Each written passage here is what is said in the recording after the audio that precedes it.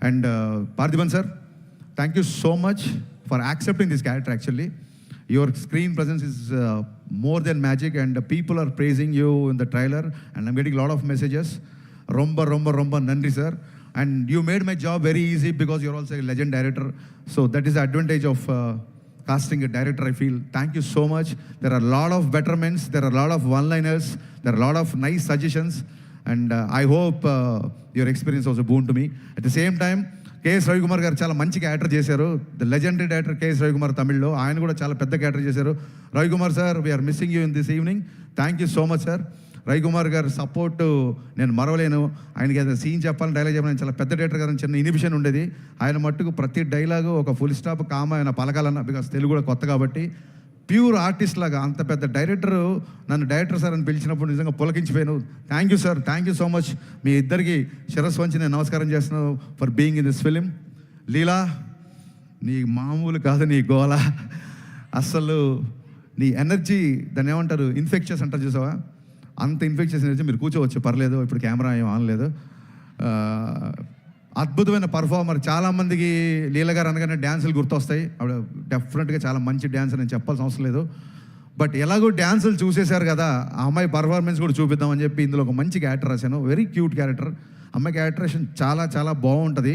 ఇందాక సుమగారు అడిగారు, అక్క సుమగారు అడిగారు, అక్క మరి నువ్వు మా హీరో గారు అప్పట్లో ఇప్పట్లో అనగలేంది, మరి మిమ్మల్ని అక్క అనకూడదా? ఏమండి, మనం మర్చిపోతామేమన్నా? మనని మన హీరోని అంటే మనం మర్చిపోతామా? సో మీకు చెప్పాలి, ఎందుకంటే ఈ సాంగ్ దేఖ్లేంగే అసలు అంటే లీల గారి డ్యాన్స్ లేదని చెప్పి మీలో చిన్న కొద్దిపాటి అసంతృప్తి చూసాను నేను. ఆ సినిమాలో సిచ్యువేషన్ ఏంటంటే, లీల గారు కొంచెం లైఫ్లో చిన్న లో ఉన్నప్పుడు, మీరు లిరిక్స్ అబ్జర్వ్ చేస్తే చిన్న లో ఉన్నప్పుడు, నీ పెదవిలో ఉన్న జాగా నువ్వు నవ్వుకోవడానికిగా, నీ కాలి కింద ఉన్న నేల నీ సొంతం అంటే నమ్మవేళ. ఇది పోలీస్ గ్రౌండ్స్, ఇప్పుడు సొంతం అనుకోకండి, ప్రాబ్లం అయిపోతుంది. సో ఒక ఇన్స్పిరేషనల్ సాంగ్. అంటే చాలామంది అడుగుతున్నారు కెవ్వుకేక అని. బ్రదర్స్, మన ఇంటర్వ్యూలో చెప్పాను, మీ అందరికీ చెప్పాలనుకుంటున్నా. కెవ్వుకేక పాట పరిస్థితులు వేరు, ఇప్పుడు పరిస్థితులు వేరు.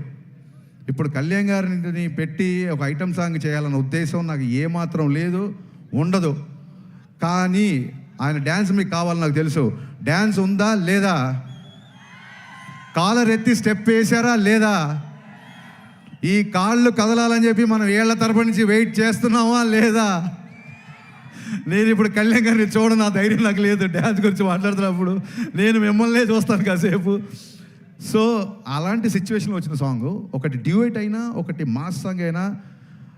నా లిరిసిస్టులు ఇద్దరు ఇక్కడే ఉన్నారు, భాస్కర్ భట్ల గారు, కాసేల శ్యామ్ గారు. ఈ రెండు పాటల్లో మీరు అబ్జర్వ్ చేస్తే, మీరు ఏ పని మీద వెళ్ళినా ఒక మోటివేషను, ఒక ధైర్యము, ఒక విజన్ ఇచ్చే పాటలు ఈ రెండు పాటలు. మందుబాబులో అని అందులో పాట ఉంది.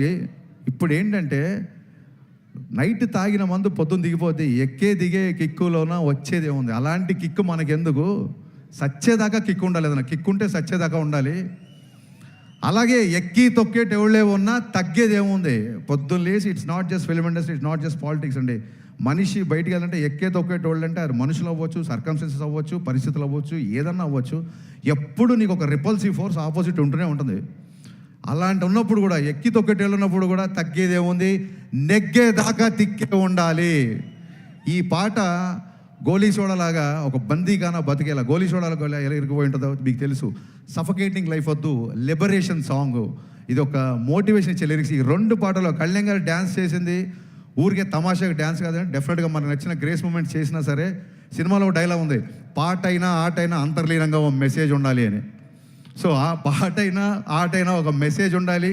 ఆ మెసేజ్ కూడా కరెక్ట్గా మన డిఎన్ఏలో దిగేలాగా ఉండాలి, క్లాసులు బిగినట్టు ఉండకూడదు. అందుకు భాస్కర్ భట్ల గారు, కాసేల శ్యామ్ గారు ఇద్దరు డిఫరెంట్ సన్నివేశాలకి డిఫరెంట్ సాంగ్స్ రాసిన ఫైనల్గా ఒకటే మెసేజ్ బయటికి వెళ్ళింది. అది ఏంటంటే, we are here to fight, we are here to live, we are here to follow our intuition.